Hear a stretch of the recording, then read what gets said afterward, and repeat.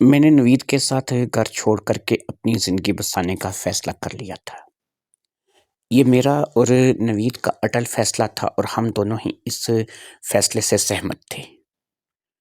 میں نے امی سے بات کی تھی تو امی نے تو کوئی ایسی بات نہیں کی تھی اور امی نے تو اس بات کے لیے حامی بات دی تھی، لیکن جب ابو سے نوید کے رشتے کے بارے میں پوچھا گیا تھا تو ابو نے صاف انکار کر دیا تھا۔ نوید میرا چچا زاد تھا اور ہم دونوں بچپن ہی سے ایک دوسرے کو پسند کرتے تھے، ایک ہی سکول میں پلے بڑے تھے اور ایک سکول میں بھی ہم دونوں کی دوستی تھی، اور یہاں تک کہ ہم دونوں کو سکول میں بھی یہی کہا جاتا تھا کہ تم دونوں بڑے ہو کر کے ظاہری بات ہے کہ جیسے تم لوگوں کی زندگی جا رہی ہے ایک دوسرے کو میاں بیوی کے طور پر اپنا لو گے۔ ہم نے بچپن سے ہی ایک دوسرے کا بننے کا خواب دیکھا تھا اور اب اس خواب کو میں صرف ابو کی وجہ سے چکنا چور نہیں ہونے دے سکتی تھی۔ میں نے ابو سے کئی بار خود بھی اس بارے میں بات چیت کی تھی، لیکن پتہ نہیں کیا بات تھی کہ میں جب بھی ابو سے اس بارے میں بات کرتی تھی ابو کا پارا چڑھ جاتا تھا اور وہ مجھے بری طرح ڈانٹ دیتے تھے۔ اور میں نے جب بھی ماں سے اس بارے میں بات کی تھی تو ماں نے مجھے یہی کہا تھا کہ نوید ایک اچھا لڑکا ہے، لیکن اصل مسئلہ یہ ہے کہ تمہارے ابو کی تمہارے چچا کے ساتھ نہیں بنتی۔ تمہارے چچا اور تمہارے ابو کا ایسے بیر ہے کہ جیسے اینٹ اور کتے کا بیر ہوتا ہے، اس لیے بہتر یہی ہے کہ تم اس بات کو ابو کے سامنے مت کیا کرو۔ لیکن آپ جانتے ہیں کہ ظاہری بات ہے کہ ابو کے سامنے یہ بات کیے بغیر تو میں شادی نہیں کر سکتی تھی۔ لہٰذا بہت سی سوچ بچار کے بعد جب میں نے نوید سے بات کی تو نوید نے کہا کہ وہ بھی گھر میں بات کرے گا اور اپنی ماں اور اپنے باپ دونوں سے اس بارے میں صلاح مشورہ کرے گا۔ جب نوید نے بھی اپنے گھر میں صلاح مشورہ کیا تو وہاں سے ماں اور باپ دونوں ہی کی طرف سے انکار تھا، یعنی وہ دونوں ہی اس رشتے کے لیے راضی نہیں تھے۔ میں اب کیا کر سکتی تھی اور نوید ایسے میں کیا کر سکتا تھا؟ پھر ہم لوگوں کو ظاہری بات ہے کہ نوجوان تھے اور نوجوان جو لوگ ہوتے ہیں ان کو ایک ہی چیز ہوتی ہے کہ ان کے اندر اور کچھ ہو نہ ہو لیکن جذبات کوٹ کوٹ کر کے بھرے ہوتے ہیں۔ انہی جذباتوں کے پیش نظر میں نے اور نوید نے بیٹھ کر کے ٹھنڈے دماغ سے اس بات کا فیصلہ کیا تھا کہ ہم دونوں کورٹ میرج کریں گے اور گھر سے جو ہے وہ علیحدہ ہو جائیں گے۔ ہم دونوں کی عمر اس وقت ایسی تھی کہ ہم اپنے فیصلے خود لے سکتے تھے اور کورٹ میرج ہم لوگ کر سکتے تھے۔ میں اس وقت 21 سال کی تھی اور میرا نام سعدیہ ہے، اور جبکہ نوید جو ہے اس وقت 24 سال کا ہے، اور ہم دونوں ہی اس قابل ہیں کہ ہم اپنی مرضی سے اپنی زندگی کا فیصلہ کر سکتے ہیں۔ اس لیے جب میں نے نوید کو کورٹ میرج کی صلاح دی تو تھوڑی دیر کے لیے تو وہ گھبرا گیا، لیکن پھر اس نے آہستہ آہستہ جب اس بات پر غور کیا تو اسے بھی یہ بات کافی حد تک معقول لگنے لگی، اور اس نے اس بات کا فیصلہ کر لیا کہ ایک آخری کوشش جو ہے وہ تم بھی اپنے گھر میں کر دیکھو اور ایک آخری کوشش میں بھی اپنے گھر میں کر کے دیکھتا ہوں۔ اگر میرے والدین نے اس بات کے لیے آمادگی کا اظہار کر دیا تو ٹھیک ہے، نہیں ہے تو پھر جو ہے ہم وہی کریں گے کہ جو ہمارا من چاہے گا۔ لہٰذا ایک آخری بات کے طور پر میں نے اپنے والد سے بات کرنے کا فیصلہ کر لیا تھا۔ میں اپنے والد سے ڈرتی تو نہیں تھی کیونکہ میں ایک پڑھی لکھی سمجھدار لڑکی تھی، لیکن ظاہری بات ہے کہ میں ان کا احترام ضرور کرتی تھی۔ وہ میرے والد تھے اور میں ان کے سامنے بدتمیزی نہیں کر سکتی تھی۔ لہٰذا اس روز بھی جب رات کے کھانے کے بعد میں اپنے والد کے پاس گئی، یعنی ان کے کمرے میں گئی، وہ اپنے کمرے میں بیٹھے کوئی کتاب پڑھ رہے تھے۔ وہ کافی زیادہ غمگین سی سچویشن میں تھے، ایسا لگ رہا تھا وہ پہلے ہی کسی بات کو لے کر کے بے حد سنجیدہ ہیں، لیکن میں بہرحال اپنی اس بات کو ان کی اس موڈ پر ڈپینڈ کر کے چھوڑ نہیں سکتی تھی۔ میں جب گئی تو شاید امی کو بھی اندازہ ہو گیا کہ میں کیا بات کرنے کے لیے کمرے میں گئی ہوں، وہ بھی پیچھے پیچھے آ گئیں۔ ابھی وہ دروازے میں ہی کھڑی تھیں اور میں ابو کے پلنگ کے پاس کھڑی تھی، جس پلنگ پر وہ لیٹے ہوئے تھے اور انہوں نے تکیے سے ٹیک لگا رکھا تھا اور کسی کتاب کو پڑھ رہے تھے۔ یہاں پہنچ کر میں نے ابو سے میں یہاں پہ آپ کو یہ بتاؤں کہ میرے ابو کا نام اسلم جان ہے، لہٰذا میں نے اپنے ابو سے اس بارے میں بات کی تو انہوں نے مجھے بری طرح سے جھڑک دیا۔ وہ تو جیسے پہلے ہی برے بیٹھے تھے اور وہ چاہتے تھے کہ اگر میں ایسی بات کروں تو وہ مجھے جو ہے اس بات کو لے کر کے سنائیں۔ جب انہوں نے مجھے اچھا خاصا چڑک دیا تو میری والدہ سے رہا نہیں گیا۔ میری والدہ صابرہ بیگم نہ صرف کے نام کی صابرہ تھی بلکہ بہت ہی صبر والی خاتون تھی، لیکن اپنی بیٹی کی یہ کیفیت دیکھ کر کے ان سے رہا نہیں کیا، وہ آگے بڑھیں اور انہوں نے میرے بابا سے اس بارے میں بات کی کہ کیوں نہیں کر سکتی یہ اپنی مرضی سے شادی، اس نے زندگی گزارنی ہے، آپ کیوں اس کی شادی کو لے کر کے اس قدر خلاف ہے؟ ٹھیک ہے، مان لیا کہ آپ کے بھائی کے ساتھ نہیں بنتی، لیکن آپ کی بیٹی نے زندگی آپ کے بھائی کے ساتھ تو نہیں گزارنی ہے۔ نوید اسے پسند کرتا ہے اور یہ نوید کو پسند کرتی ہے، دونوں ہی ایک دوسرے کے لیے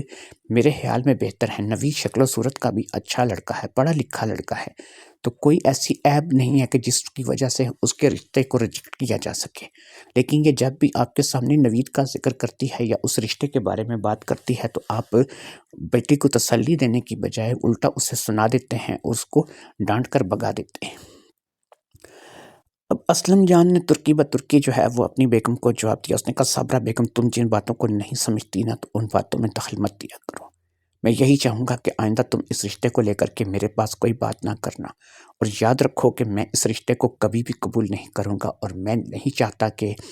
میری گڑیا جیسی بیٹی جو ہے وہ میں نوید کے ساتھ بیاہ دوں۔ پتہ نہیں کیا بات تھی، وہ اس بات کو سننا گوارا نہیں کرتے تھے، لیکن جب میں نے دیکھا کہ یہاں پر تو جھگڑے کے علاوہ کچھ بھی نہیں ہے، اس لیے میں نے اب ایک فائنل فیصلہ لے لیا تھا کہ مجھے اب نوید کے ساتھ مل کر کے بات کرنی ہے، اور اپنے گھر کو اگر میں نے بسانا ہے اور اپنی زندگی کو اگر میں نے نئے سرے سے شروع کرنا ہے تو پھر میں نوید کے ساتھ جو ہے وہ اس گھر کو چھوڑ دوں گی، کسی ایسی جگہ چلی جاؤں گی جہاں پر میرے اور نوید کے علاوہ اور کوئی بھی نہ ہو اور نہ کوئی ہم لوگوں تک پہنچے۔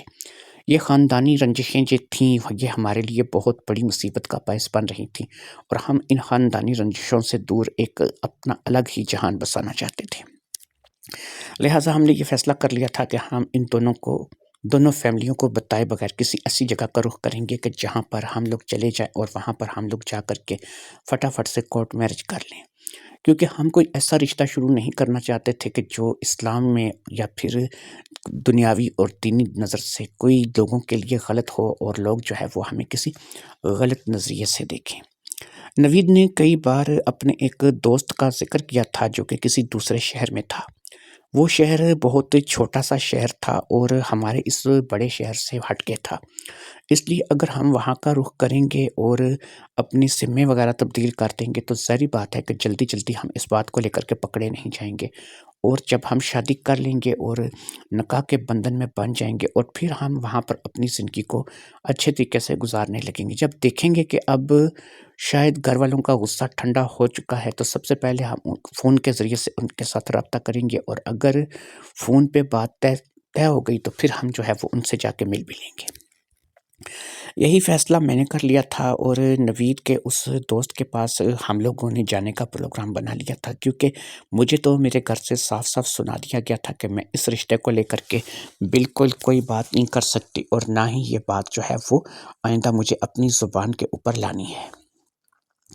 ادھر جب میں نے اگلے دن نوید سے اس بارے میں دریافت کیا تو نوید نے بھی مجھے ایسی ہی بات سنا دی، اس نے مجھے بتایا کہ اس کے گھر والے بھی اس بات کو لے کر کے آمادہ نہیں ہیں، ابو تو کسی حد تک پھر بھی آمادہ ہیں کہ وہ کہتے ہیں کہ اگر تمہیں سعدیہ اس قدر زیادہ پسند ہے تو میں سعدیہ کے لیے اپنی رنجش کو ختم کرنے کے لیے تیار ہوں، مجھے اس بات سے فرق نہیں پڑتا، مجھے میرے بیٹے کی خوشی منظور ہے۔ لہٰذا ابو تو تھوڑی سی نرمی دکھا رہے ہیں، لیکن امی کا موقف جو ہے وہ اپنی جگہ پر پکا ہے۔ میری امی جو ہے وہ بالکل جو ہے وہ تمہارے ساتھ شادی کرنے کے حق میں نہیں ہے، اور میری امی نے مجھے واضح طور پہ دھمکی دی ہے کہ اگر تم نے سعدیہ کے ساتھ شادی کرنے کی کوشش کی یا کوئی ایسا غلط قدم اٹھایا یا ہم لوگوں سے ہٹ کر کوئی فیصلہ کیا تو میں زہر کھا کر کے اپنی جان دے دوں گی، لیکن میں ایسا رشتہ نہیں ہونے دوں گی۔ بڑی ہی عجیب صورتحال تھی، وہاں سے اس کی والدہ کی طرف سے سختی تھی اور والد تھوڑی نرمی دکھا رہا تھا، اور یہاں سے میری والدہ نرمی دکھا رہی تھی جبکہ میرے والد کی طرف سے سختی تھی۔ اب دونوں ہی باتوں میں الجھ کر کے رہ گئی تھی، مجھے سمجھ نہیں آ رہا تھا کہ میں کیا کروں۔ ایک بڑی ہی عجیب رسم تھی، ایک بڑا ہی عجیب سا دستور تھا جو کہ ہمارے خاندان میں رائج تھا، شاید اسی دستور کو لے کر کے ہمارے خاندان والے ہماری شادی نہیں کرنا چاہتے تھے۔ ہمارے خاندان میں بڑا ہی ایک عجیب قسم کا سلسلہ تھا جو کہ ہمارے باپ دادا کے زمانے سے چلتا ہوا آ رہا تھا۔ جبکہ اب قرآن تھا، شریعت موجود تھی اور سب کچھ اللہ اور اللہ کے رسول کا حکم موجود تھا، لیکن اس کے باوجود بھی جو لوگ تھے وہ اپنی فرسودہ رسومات کے ساتھ اس قدر الجھے ہوئے تھے کہ میں خود اس بات کو لے کر کے بڑی پریشان ہو جاتی تھی۔ پتہ نہیں کون بیٹھ کر کے یہ رسمیں اور یہ جتنے چیزیں بناتا رہا تھا۔ بہرحال یہ رسمیں اور یہ چیزیں ہمارے سر پر مسلط کر دی گئی تھیں، اور وہ رسم جو فرسودہ رسم جس کی بنیاد پر شاید ہم دونوں کو قربان کیا جا رہا تھا، وہ فرسودہ رسم ایسی تھی کہ میں اب آپ کو کیا بیان کروں۔ لیکن چلیں، آپ کیونکہ قاری ہیں، کہانی سننے والے ہیں، اور میں آپ کو اپنی کہانی سنا رہی ہوں، تو مجھے اس فرسودہ رسم کے بارے میں بھی آپ کو بتانا ہوگا۔ وہ فرسودہ رسم یہ تھی کہ ہمارے خاندان میں چچا زاد، پھوپھو زاد، ماموں زاد، تایا زاد کو سگا بہن بھائی مانا جاتا تھا۔ ان کے رشتے آپس میں نہیں کیے جاتے تھے، ان کے رشتے ہمیشہ باہر کسی اور فیملی میں کیے جاتے تھے۔ اگر وہ آپس میں شادی کرنے کے لیے ایک دوسرے کو پسند کرتے تھے یا ان کی شادی کی بات چیت چلتی تھی تو اس کی سخت مخالفت کی جاتی تھی اور ان کے رشتے نہیں ہونے دیے جاتے تھے۔ ہمارے رشتے آج تک جتنے بھی ہوئے تھے وہ زیادہ تر اسی طریقے سے ہوئے تھے، اور کوئی بھی ایسا رشتہ نہیں تھا کہ جو آپس میں کزن سسٹر یا کزن برادرز کے نام پر رشتہ طے پایا ہو۔ میں کیونکہ نوید کے تایا کی بیٹی تھی اور سگا تایا تھا، اور اسی طریقے سے جو نوید کا والد تھا وہ میرا سگا چچا لگتا تھا، ہم دونوں چچا تایا کے تھے، یعنی کہ میں اور وہ دونوں آپس میں کزن تھے، اور ہم لوگ جو ہے وہ آپس میں شادی نہیں کر سکتے تھے۔ ہماری اس فرسودہ رسم کے مطابق ہم دونوں بھائی بہن تھے اور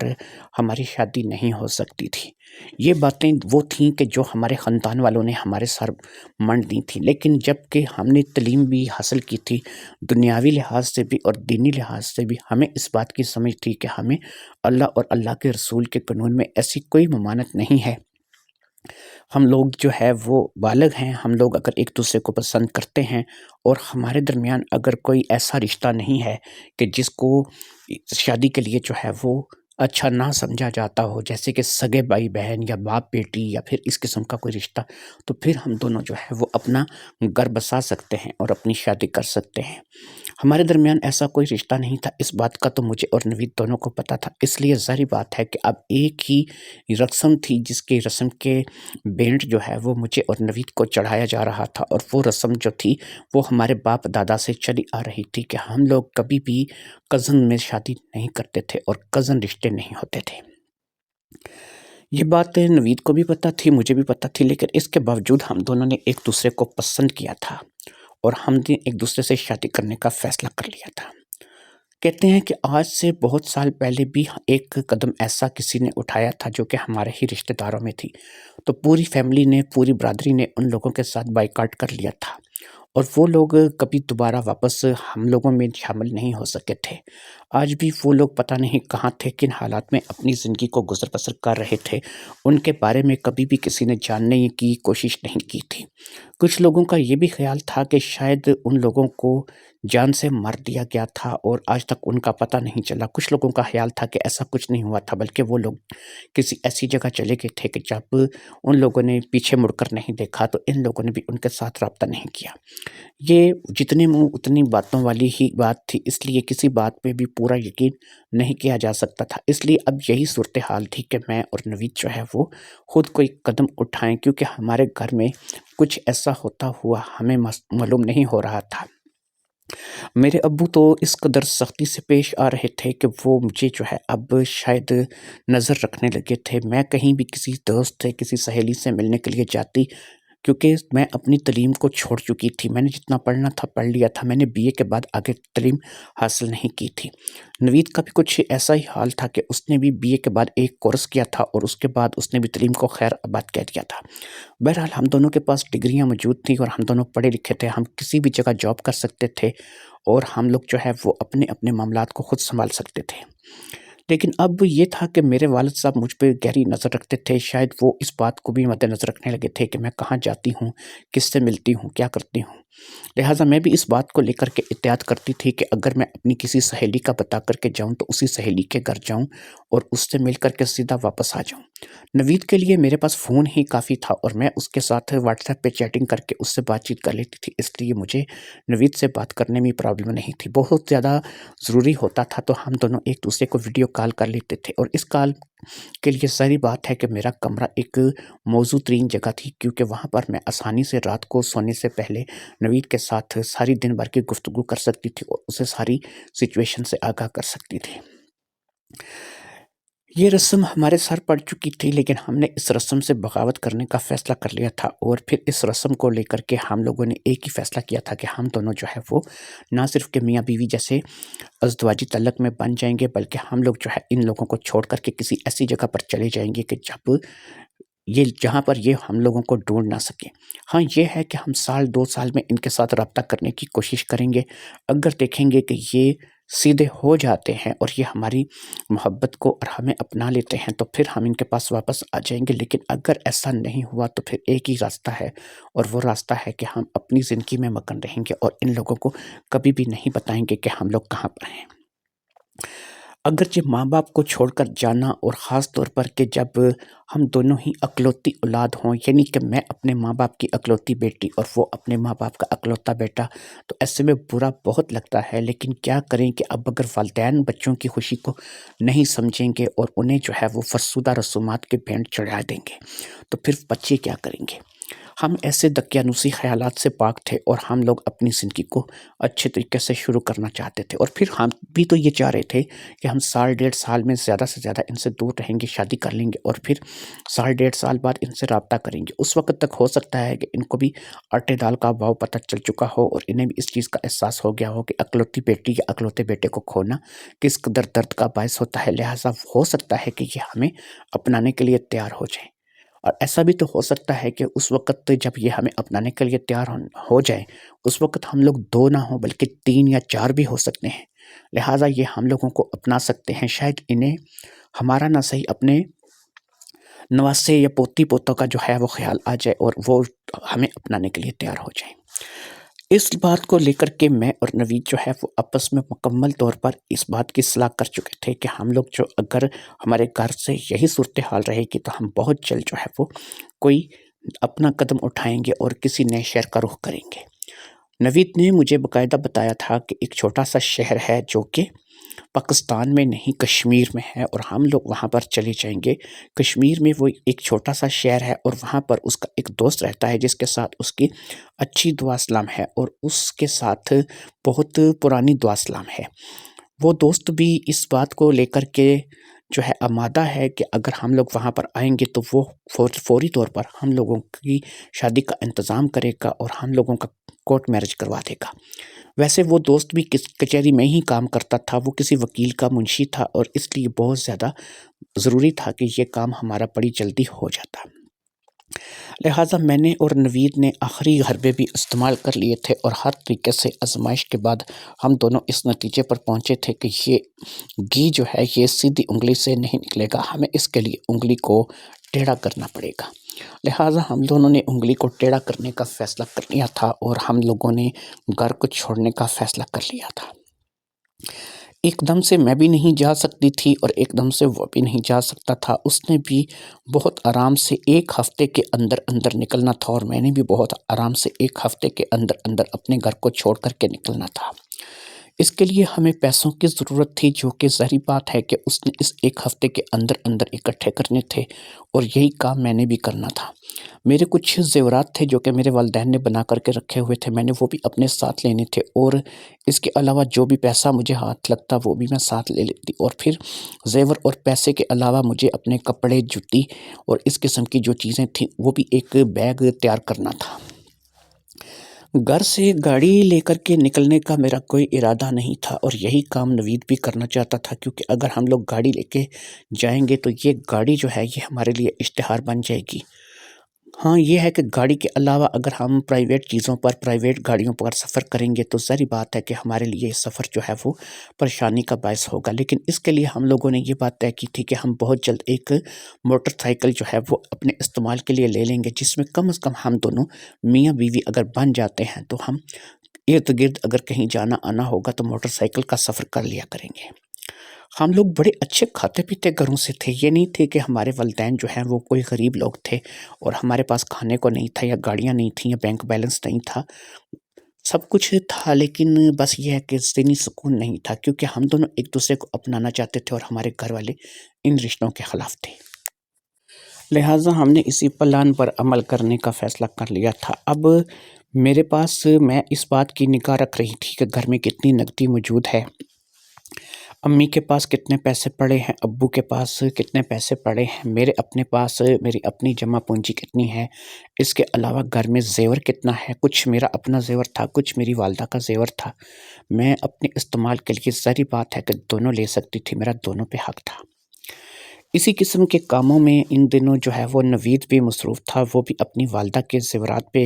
نظر جمائے بیٹھا تھا اور گھر کی نقدی کو وہ بھی اچھے طریقے سے دیکھ رہا تھا کہ گھر میں کتنے پیسے پڑے ہیں، اس کے والد نے اس کی والدہ کو رکھنے کے لیے کتنے پیسے دے رکھے ہیں،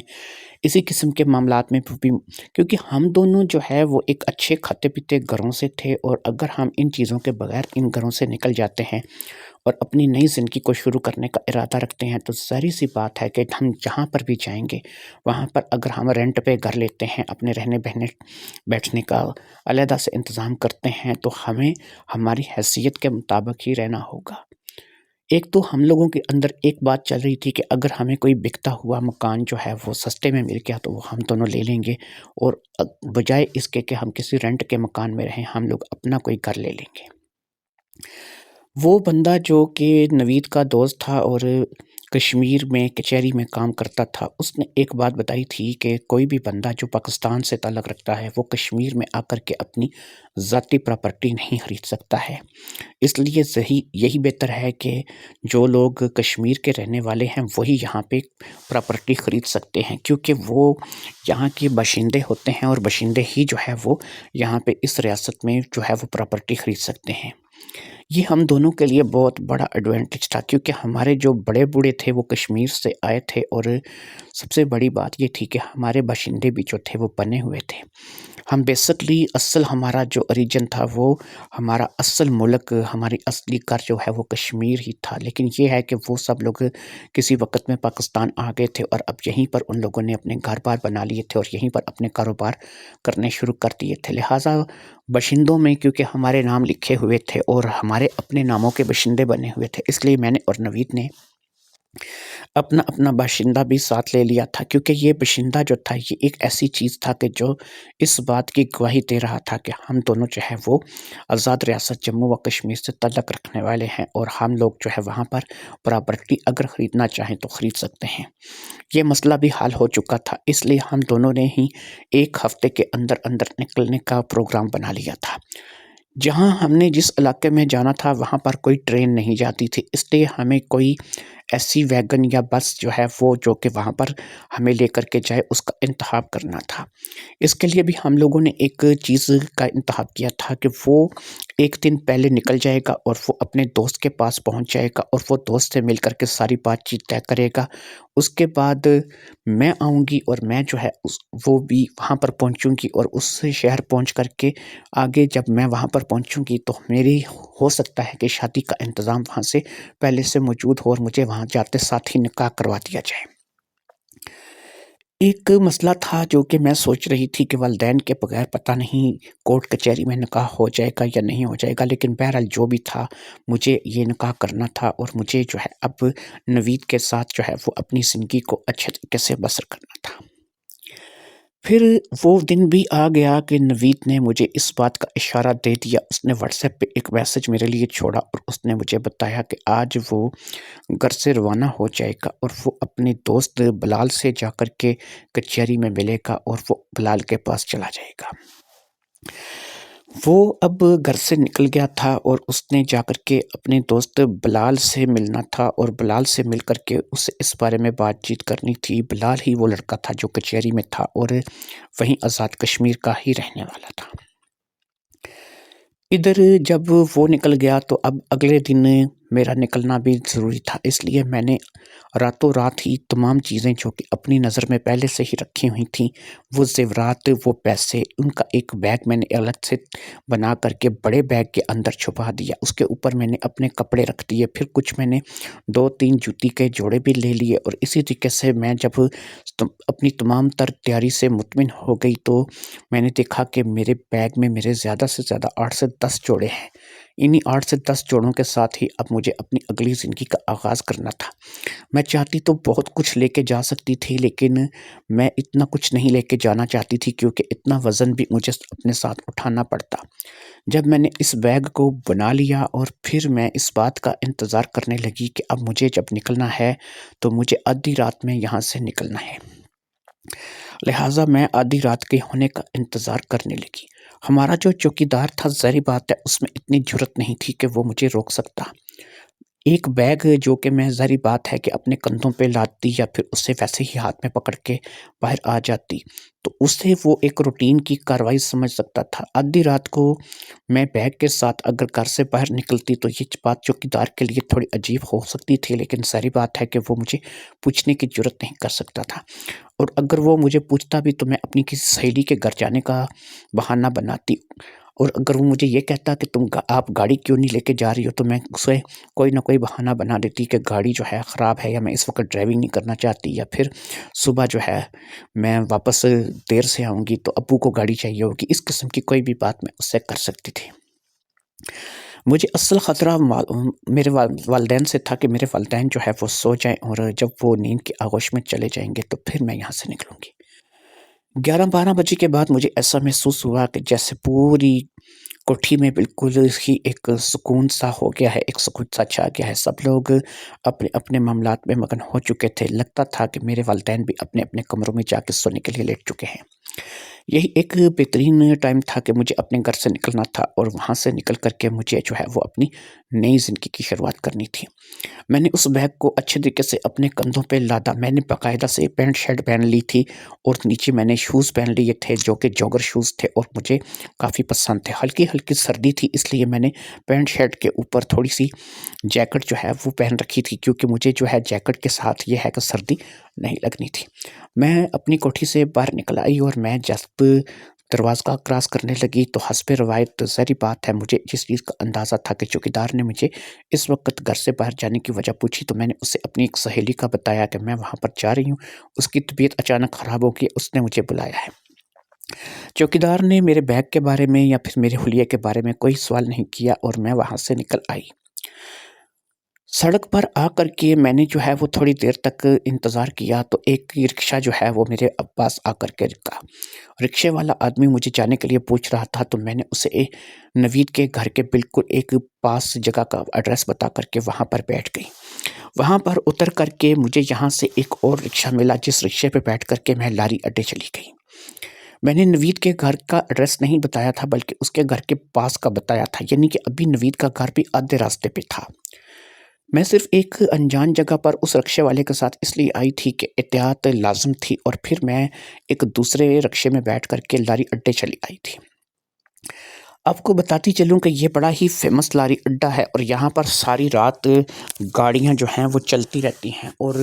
ہر جگہ کے لیے گاڑی یہاں سے مل جاتی ہے۔ لہٰذا میں نے جس شہر پہ جانا تھا میں نے اس شہر کی گاڑی کا پتہ کیا، اور لاری اڈے پہ آ کر کے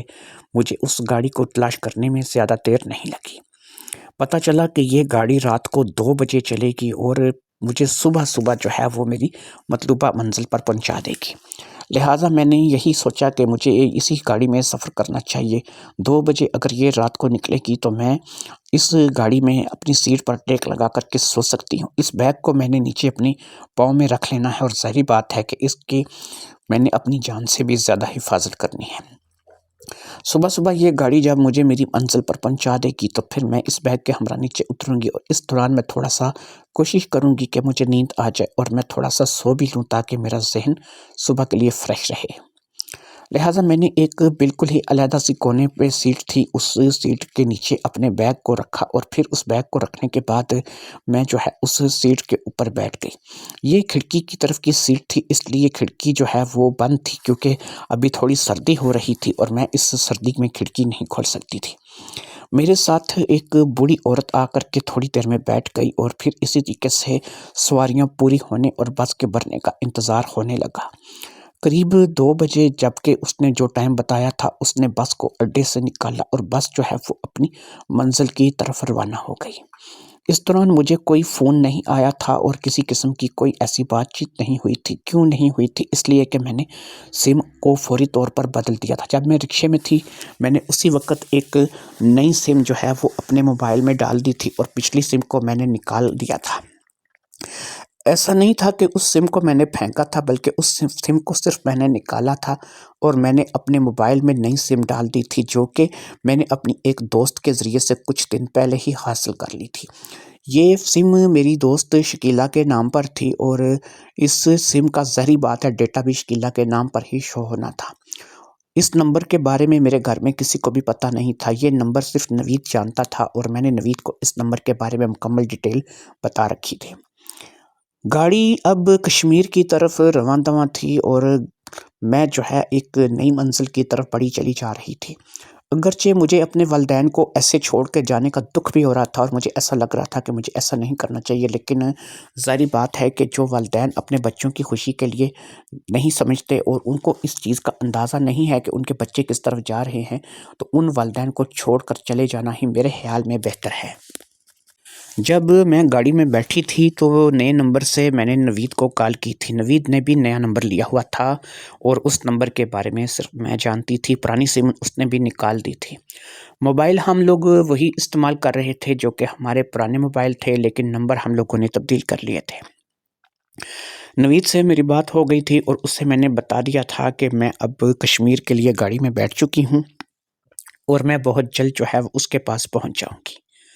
لہٰذا اس نے بھی مجھے اس بات کا بتایا تھا کہ وہ بھی یہاں پر پہنچ چکا ہے، اس نے بلال سے ملاقات کر لی ہے اور بلال نے ہم دونوں کی شادی کے انتظامات کر لیے ہیں اور اس نے کہا ہے کہ آپ دونوں کی کورٹ میرج ہو جائے گی۔ لڑکی بالغ ہے اور تم بھی بالغ ہو، دونوں کی رضامندی شامل ہے، تو ایسے میں کورٹ میرج ہو جائے گی۔ امید ہے کہ تم لوگوں کو کوئی پریشانی نہیں آئے گی، لیکن اگر کوئی پریشانی آئے گی بھی تو پھر اس کو سنبھال لیا جائے گا۔ لہٰذا میں اب اس بات کو لے کر کے تھوڑی سی ذہنی طور پہ پرسکون ہو گئی تھی کہ چلو نوید کو جس کام کے لیے ایک دن پہلے بھیجا گیا تھا وہ سارے انتظامات نوید نے مکمل کر لیے تھے۔ نوید اپنے گھر سے پتہ نہیں کیا کہہ کے نکلا تھا، لیکن ظاہری بات ہے کہ اس نے بھی زیور روپے پیسہ لیا تھا۔ ہو سکتا ہے کہ اسے اس بات کا اندازہ ہو کہ جلدی جلدی اس کے گھر والوں کو اس بات کا پتہ نہیں چلے گا کہ وہ زیور روپیہ پیسہ لے گیا ہے، ہو سکتا ہے 2 سے 3 دن میں اس خبر کا پتہ چلے۔ میرے ہاں بھی کچھ ایسا ہی تھا کہ اتنی جلدی تو ان کو بہرحال پتہ نہیں چلے گا، لیکن بس ان کو جب میں نہیں ملوں گی تو پھر اس چیز کا احساس ہوگا کہ لڑکی کہیں چلی گئی ہے، پھر وہ زیور روپے پیسہ خاص طور پہ تجوریوں میں چیک کریں گے۔ اب میں وہاں سے نکل آئی تھی اور کشمیر کی طرف رواں دواں تھی۔ میری اگلی منزل کشمیر تھی اور میں نوید کو جا کر کے ملنے والی تھی۔ مجھے اگرچہ تھوڑی نیند آ رہی تھی اور میں نے دیکھا تھا کہ میرے ساتھ والی بڑی بی بی اب جو ہے وہ نیند کی آغوش میں جا چکی تھی، اس نے بھی سامنے والی سیٹ سے سر کو ٹکا لیا تھا اور سو رہی تھی۔ میں نے ایک دفعہ پاؤں سے چھو کر کے اپنے بیگ کو محسوس کیا جو کہ بالکل میرے پیروں میں ہی پڑا تھا۔ میں نے اپنے پیروں کو اچھے طریقے سے اس کے گرد جو ہے وہ لپیٹ لیا، دونوں پیروں کے بیچ میں بیگ کو لے کر کے میں بھی اب سونے کے لیے سامنے والی سیٹ سے ٹیک لگا کر کے بیٹھ گئی، شاید مجھے نیند آ جائے یا تھوڑا سا میں جو ہے وہ سو لوں۔ پتہ نہیں اسی طریقے سے کب تک میں سونے کی کوشش کرتی رہی، کبھی مجھے آنکھ کھل جاتی، کبھی جو ہے وہ میں سو جاتی، کبھی میں اپنے بیگ کو چیک کرتی اور اسی طریقے سے رات جو ہے وہ گزرتی چلی جا رہی تھی۔ خیر صبح ہو گئی اور میں اپنے مطلوبہ منزل پر پہنچ چکی تھی۔ جب میں اڈے پر اتری تو میرے پاس نوید جو ہے ایک طرف سے آیا، اس نے مجھے اترتے ہی دیکھ لیا تھا اور وہ بھاگتا ہوا میرے پاس آیا۔ اس کے پاس ایک اور موٹا سا شخص بھی تھا جو کہ داڑھی سی رکھی ہوئی تھی اور کافی خوبصورت معلوم ہوتا تھا، شکل و صورت تو بہت اچھی تھی اور تھوڑا سا موٹاپا تھا اس کے جسم پر، شاید یہی بلال تھا جو کہ کچہری میں کام کرتا تھا۔ اب نوید نے میرا اس سے تعارف کروایا تو مجھے پتہ چل گیا کہ یہی بلال ہے اور مجھے بلال اور نوید دونوں کو لے کر کے جو ہے ایک گاڑی میں بیٹھا اور پھر گاڑی میں بیٹھ کر کے ہم لوگ جو ہے وہ ایک انجانی منزل کی طرف روانہ ہو گئے۔ شاید نوید کے لیے وہ منزل انجانی نہیں رہی ہوگی، لیکن میرے لیے وہ انجانی تھی۔ بلال ہمیں اپنے گھر لے آیا تھا۔ یہ ایک کافی اچھا گھر تھا جو کہ 3 سے 4 کمروں پر مشتمل سنگل سٹوری مکان تھا۔ یہاں پر بلال کی بیگم تھی اور اس کی 2 بیٹیاں تھیں جن کے ساتھ ہماری ملاقات ہوئی۔ ہمیں ایک بیٹھک میں بٹھایا گیا اور ہماری کچھ چائے پانی کے ساتھ اوبھگت کی گئی۔ جب ہم لوگ کھا پی بیٹھے تو پھر اب بلال ہماری طرف متوجہ ہوا۔ اس نے کہا جی کہ آج تو اتوار ہے، میں کچہری نہیں گیا اور اسی وجہ سے میں آج گھر ہوں، لیکن کل سوموار کو کچہری اوپن ہوگی تو جو ہے وہ تم دونوں کے رشتے کے لیے جو ہے وہ وہاں پہ بات چیت کریں گے اور تم دونوں کا کورٹ میرج کروا دیں گے۔ اب یہاں پر ایک بات بلال نے بڑی عجیب کی۔ اس نے کہا جی کہ ایسا ہے کہ چاہے کورٹ میرج ہو یا چاہے دوسرا نکاح ہو، اس میں ولی کی اجازت ضروری ہوتی ہے۔ اگر ولی کی اجازت نہ ہو تو پھر یہ نکاح نہیں کہلاتا۔ کل کو اس نکاح کو لے کر کے کسی قسم کی مصیبت آ جاتی ہے، اور اگر ولی کی اجازت ہے تو پھر یہ نکاح ہو جائے گا۔ اگر ولی کی اجازت نہیں ہے تو یاد رکھیے کہ کورٹ میرج بھی نہیں ہوتا۔ لوگ کورٹ میرج کر تو لیتے ہیں لیکن بعد میں یہ شرعی طور پر چیلنج ہو سکتا ہے اور اس بات کو جو ہے وہ غلط قرار دیا جا سکتا ہے، اس نکاح کو منسوخ کیا جا سکتا ہے، اور یہ بہت سی ایسی چیز ہیں جو شرعی طور پر کل کو سامنے آتی ہیں۔ یعنی کہ کورٹ میرج کے لیے ولی کی اجازت ہونا ضروری تھی، اور خاص طور پر لڑکی کے ولی کی اجازت۔ اب لڑکی کا ولی یا تو اس کا باپ ہوتا ہے یا اس کا بھائی ہوتا ہے۔ جب تک کہ لڑکی کا باپ یا بھائی رشتے کی اجازت نہیں دیتا تو رشتہ نہیں ہوتا۔ اب میں نے کہا ہے بلال بھائی، ایسا ہے کہ آپ میری سچویشن کو اچھی طرح سے سمجھتے ہیں، آپ کو پتہ ہے کہ میرے رشتے میں سب سے بڑی رکاوٹ خود میرا باپ ہے۔ اب میں اپنے باپ کو کیسے آمادہ کر سکتی ہوں کہ وہ میرے رشتے کے لیے اجازت دے؟ اب ظاہری بات ہے کہ میرا باپ اگر اجازت نہیں دے گا تو آپ کے بقول یہ رشتہ ہی نہیں ہوگا اور کورٹ میرج کرنے کا کوئی فائدہ نہیں ہوگا۔ کبھی بھی اس رشتے کو چیلنج کیا جا سکتا ہے۔ اب بلال نے کہا کہ ایک راستہ ہے، وہ اس کے علاوہ ہے۔ ایک یہ ہے کہ آپ لوگوں نے کورٹ میرج میں شادی کر لی ہے، آپ لوگوں کی رشتے ہو گئے ہیں، نکاح آپ کے ہو گئے ہیں، اور آپ نے یہاں پہ جو ہے وہ شادی کر لی ہے۔ یہاں سے یہ ہے کہ ہم لوگ کچھ لوگ پکڑ کر کے گواہ کے طور پر جو ہے وہ پیش کر سکتے ہیں، یا پھر یہاں پہ 1-2 لوگ جو ہے وہ ایسے پیدا کیے جا سکتے ہیں کہ جو وقتی طور پر آپ کے حق میں گواہی دیں اور آپ دونوں کو جو ہے وہ رشتہ ازدواج میں منسلک کر دیا جائے۔ اس کے بعد یہ ہے کہ شرعی طور پر اگر آپ واقعی اپنے رشتے کو پکا کرنا چاہتے ہیں تو اپنے نکاح ہو جانے کے فوری طور کے بعد آپ اپنے والدین کو اس نکاح کی خوشخبری سنا دیں، یعنی کہ نوید اپنے امی ابو کو بتا دے کہ اس نے شادی کر لی ہے، اور آپ اپنے گھر میں اس بات کی اطلاع کر دیں کہ آپ نے نوید کے ساتھ شادی کر لی ہے۔ اس سے یہ ہوگا کہ آپ نے اپنے رشتے کا اعلان کر دیا ہے اور آپ نے اپنے ماں باپ کو اس بارے میں بتا دیا ہے۔ جب آپ اپنے رشتے کا اعلان کر دیں گے اور اپنے ماں باپ کو اس کے بارے میں بتا دیں گے تو وہ اس چیز کے گواہ ہو جائیں گے کہ آپ دونوں نے اپنی ایک نئی زندگی شروع کی ہے۔ لہٰذا نہ چاہتے ہوئے بھی وہ ولی کی طرف سے جو ہے وہ ایک اجازت نہ چاہتے ہوئے بھی ہو جائے گی، کیونکہ یہ بہرحال اجازت نہیں ہے، لیکن بہرحال یہ ہے کہ ولی کو علم ہے کہ آپ نے فلاں لڑکے سے شادی کر لی ہے۔ اس میں یہ ہوگا کہ اگر ولی کو اس رشتے پہ اعتراض ہوگا تو وہ عدالت سے رابطہ کرے گا یا پھر وہ اس نکاح کو منسوخ کرا دے گا۔ اب اگر ولی اس نکاح کو منسوخ کرا دے گا تو واقعی میں آپ کا نکاح منسوخ ہو جائے گا اور آپ میاں بیوی نہیں ہیں، اور آپ نے کوئی اپنے اندر ایسی بات بھی اس وقت تک پیدا نہیں کرنی کہ آپ میاں بیوی کی حیثیت سے رہیں گے، اور آپ نے میاں بیوی والے کوئی حرکت بھی اس وقت تک نہیں کرنی جب تک کہ آپ کا ولی اس بات کے لیے راضی نہیں ہوتا۔ لیکن اگر آپ کا ولی اس بات پہ راضی ہو جائے اور وہ آپ کے نکاح کو منسوخ کرنے کے لیے کوئی حرکت نہیں کرتا، اور وہ اس بات کو جان گیا ہے کہ آپ نے شادی کر لی ہے اور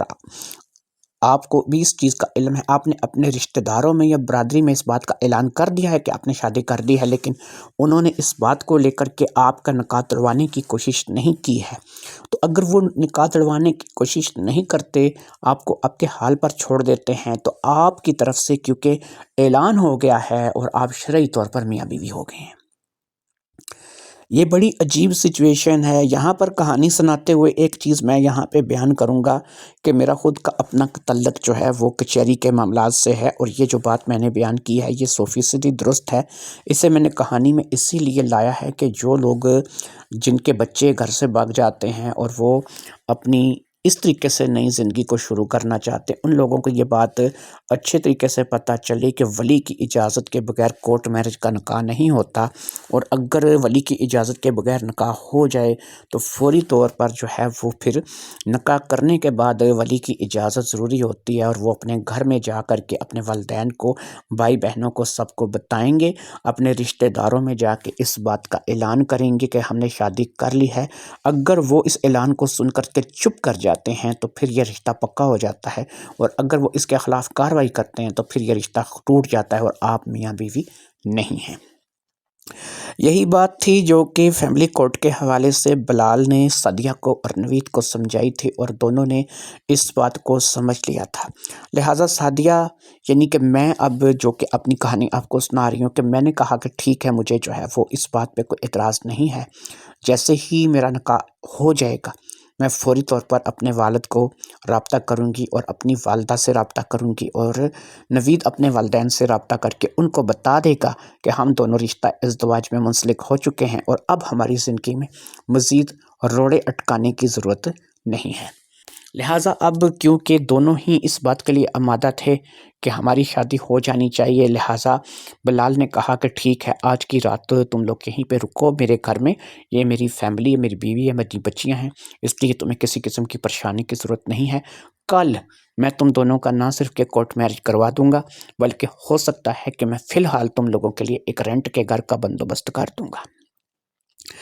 اس کے علاوہ کچہری میں زمین جائیداد کو لے کر کے بہت سے ایسے کیس ہمارے پاس آتے رہتے ہیں کہ جس میں ہمیں ایسے مکانوں کا پتہ چلتا ہے جو کہ مناسب قیمت پہ بک رہے ہوتے ہیں، کسی نہ کسی مجبوری کے تحت کوئی نہ کوئی بندہ جو کہ عدالت کچہری کے معاملات میں پڑ جاتا ہے، اس بیچارے کو اپنا گھر سیل کرنا پڑتا ہے یا پھر انہیں پیسوں کی ضرورت ہوتی ہے، تو وہ مناسب داموں میں اپنا گھر بیچ دیتا ہے۔ تو اگر کوئی ایسا گھر ملے گا تو وہ تم دونوں کے لیے جو ہے وہ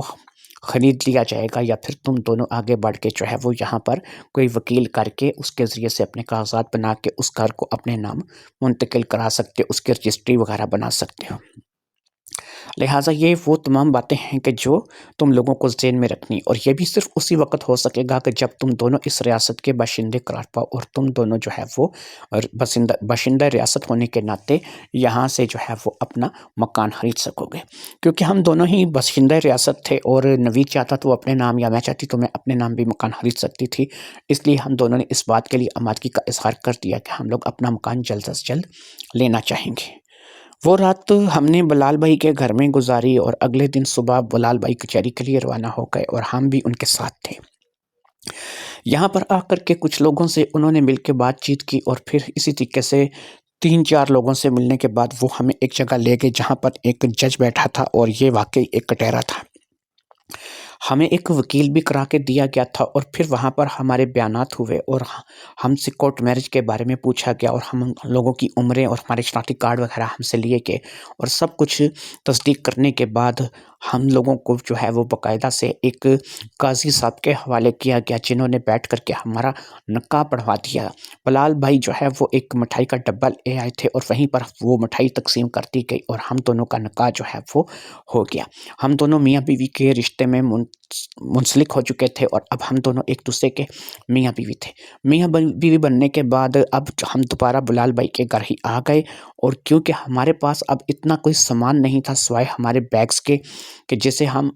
ایک گھر گرہستی کے طور پر کوئی بھی چھوٹا سا گھر رینٹ پہ بھی لیتے تو اب اس کو استعمال کر سکتے۔ اب بلال بھائی نے ہمیں ایک 2 کمرے کا چھوٹا سا مکان بتایا جو کہ ان کے علاقے میں ہی تھا۔ اس مکان کو اس نے ہمیں فی الحال جو ہے وہ رینٹ پہ لینے کے لیے کہا، اور ہم نے اس مکان کو رینٹ پر لے لیا۔ وہ مکان ہمیں ایک مناسب رینٹ پر مل گیا۔ بلال بھائی نے اپنے گھر سے ہی ہمیں سونے کے لیے بستر اور اس کے علاوہ چارپائیاں اور کچھ ایسے برتن جو کہ ضروری استعمال کے لیے تھے اس نے ہمیں دیے۔ باقی اس نے کہا کہ تم لوگ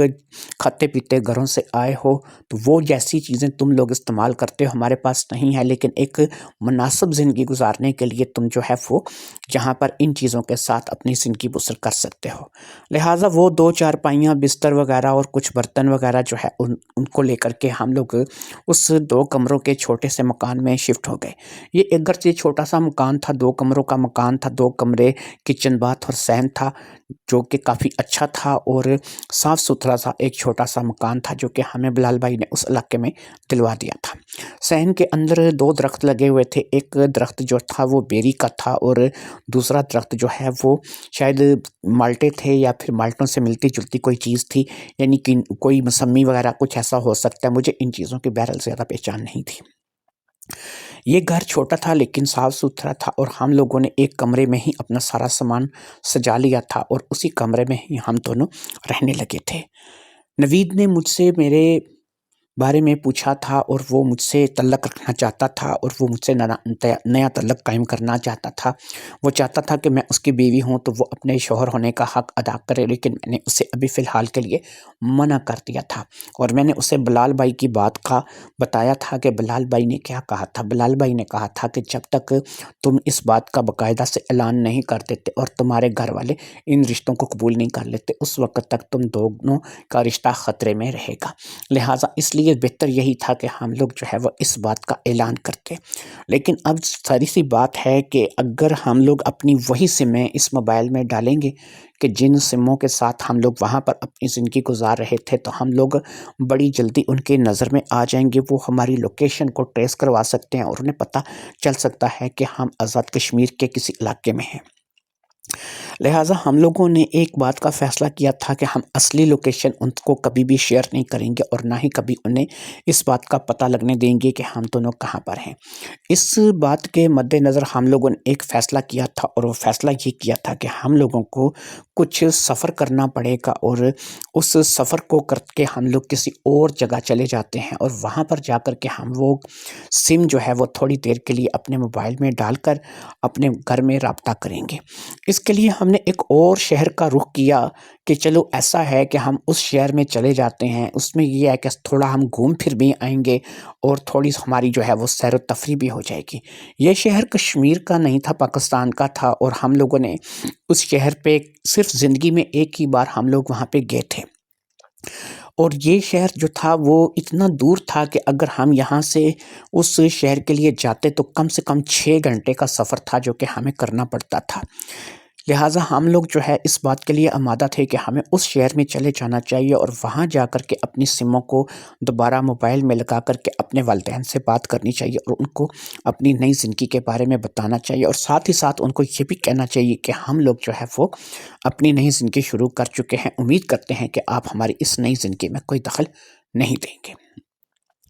لہٰذا اب یہی بات ہم لوگوں نے سوچ لی تھی اور اسی بات کو لے کر کے ہم لوگ جو ہے وہ مکمل طور پر اپنی ذہنی آمادگی کا اظہار کر چکے تھے کہ ہمیں اس نئے شہر چلنی چاہیے۔ لہٰذا ہم اگلے دن صبح لاری اڈے پہنچ گئے اور ہمیں اس شہر کے لیے گاڑی مل گئی۔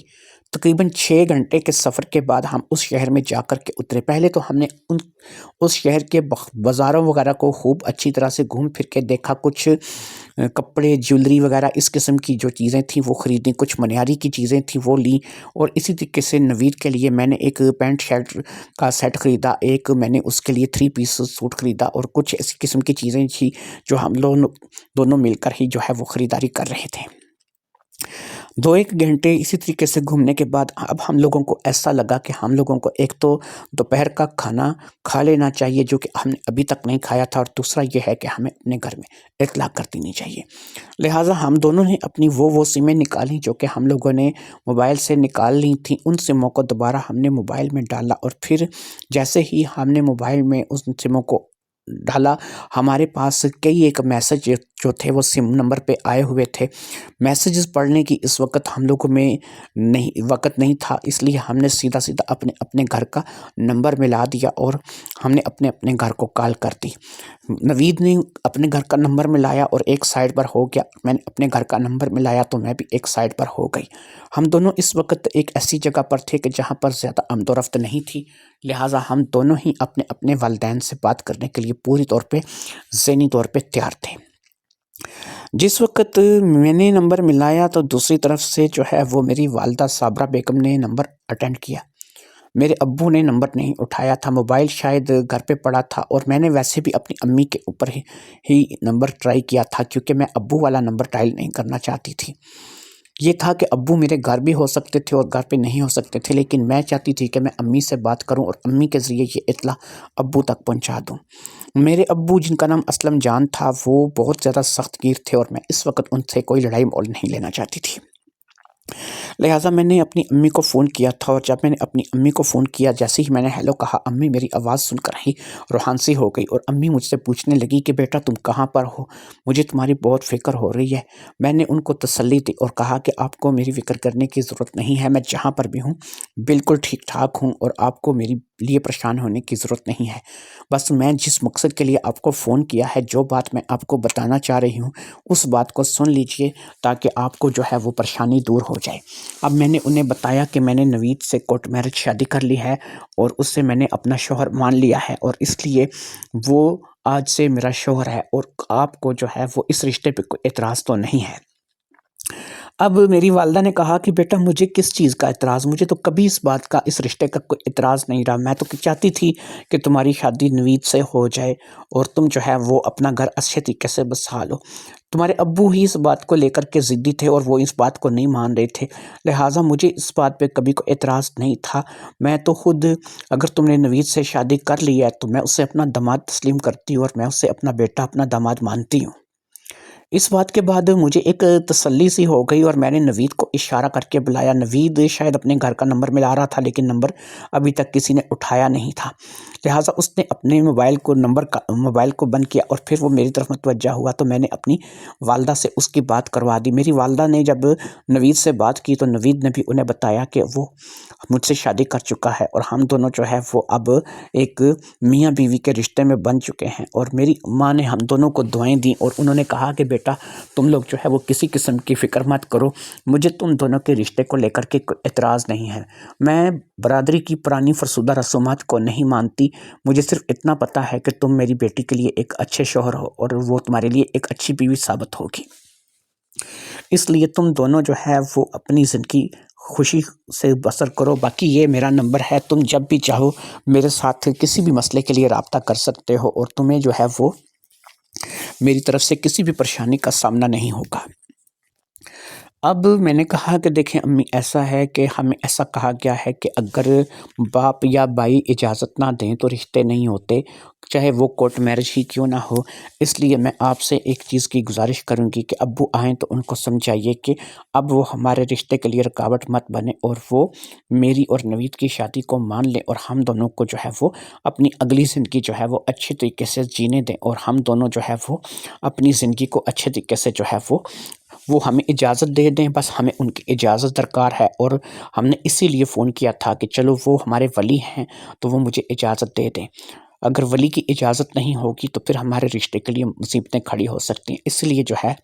ہم نے رابطہ کیا تھا. اماں نے یہ پوچھنے کی کوشش کی کہ میں کہاں پر ہوں، کہاں رہ رہی ہوں، تو یہ ساری بات ہے کہ یہ باتیں وہ نہیں تھی کہ جو میں بتا سکتی تھی اور نہ ہی اس باتوں سے جو ہے وہ کوئی فرق پڑتا تھا. اتنا بتایا کہ ہم لوگ خوش ہیں، اپنی زندگی میں اچھے ہیں اور ابو سے کوشش کیجئے کہ مجھے اجازت دلوا دیجئے. اب امی نے کہا کہ اگر تمہارا باپ اجازت دے تو تمہیں اطلاع کیسے کی جائے. میں نے اب امی سے کہا کہ دیکھیں امی، ایسا ہے کہ اگر آپ میرے ساتھ ایک چیز کو لے کر کے وعدہ کریں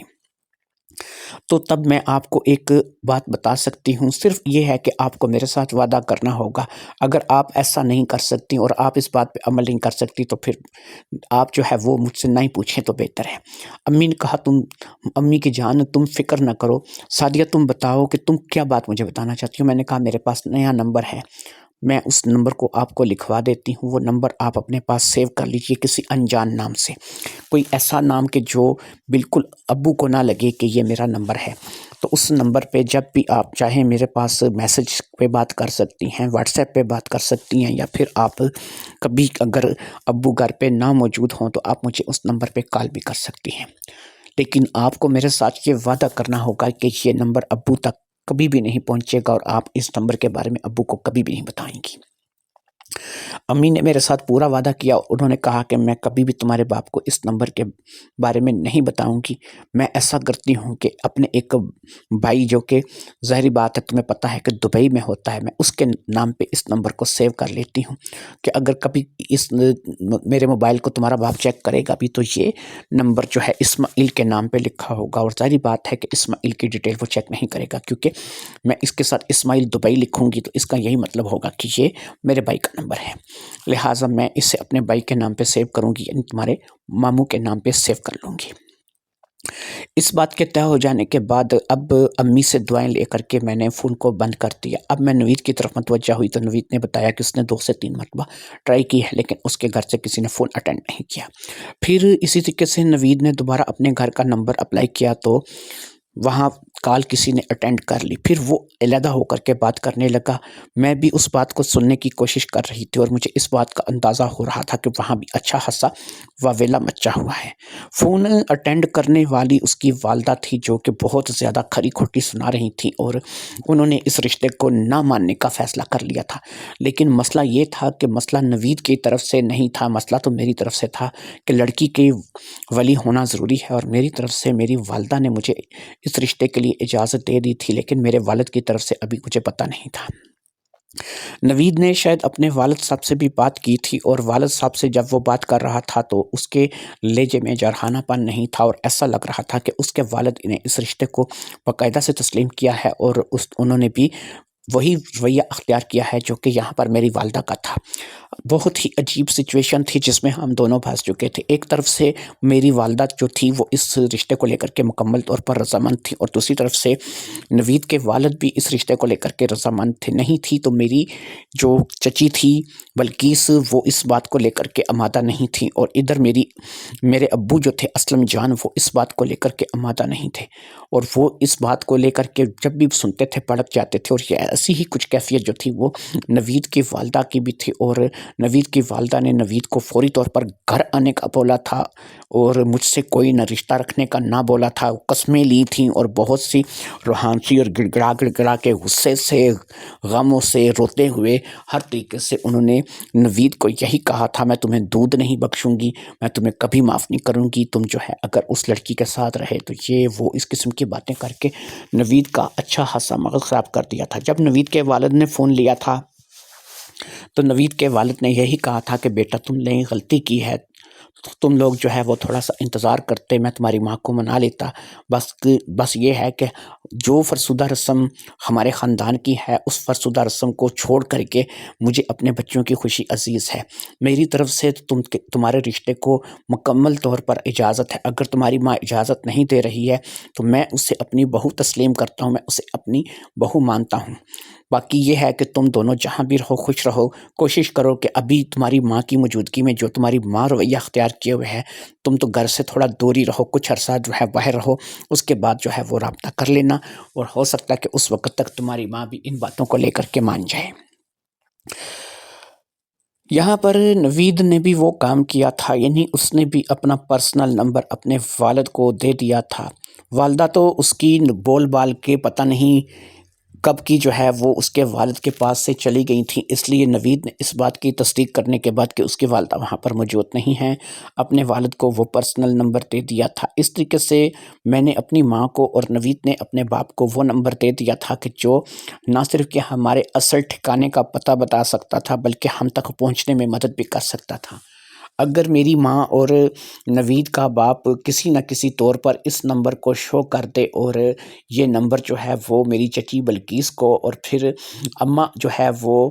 میرے والد اسلم کو یہ نمبر بتا دے تو ظاہری بات ہے کہ وہ ہماری لوکیشن ٹریس کر کے ہم لوگوں تک پہنچ جائے گی۔ ان لوگوں کو یہ جاننے میں دیر نہیں لگے گی کہ یہ سم کون سے موبائل میں کہاں پر چل رہی ہے اور کس کس جگہ پر جو ہے اس کے بیٹی اور بیٹا موجود ہیں۔ ایک لحاظ سے بہت بڑا رسک تھا جو ہم لوگوں نے لے لیا تھا، لیکن ظاہری بات ہے کہ جن دو لوگوں کو ہم نے اپنے نمبر دیے تھے وہ دونوں ہی اس وقت ہمارے اعتماد کے لوگ تھے۔ ہم ان پہ اعتماد نہ کرتے تو کیا کرتے؟ ہم لوگوں کو بلال بھائی کی بات کو بھی رکھنا تھا کہ جب تک آپ لوگ اپنے رشتے کا اعلان نہیں کرو گے آپ کا یہ رشتہ نہیں ہوگا۔ اس کے ابو نے اجازت دے دی تھی، میری ماں نے اجازت دے دی تھی، اب یہ رشتہ ہو سکتا تھا یا نہیں ہو سکتا تھا،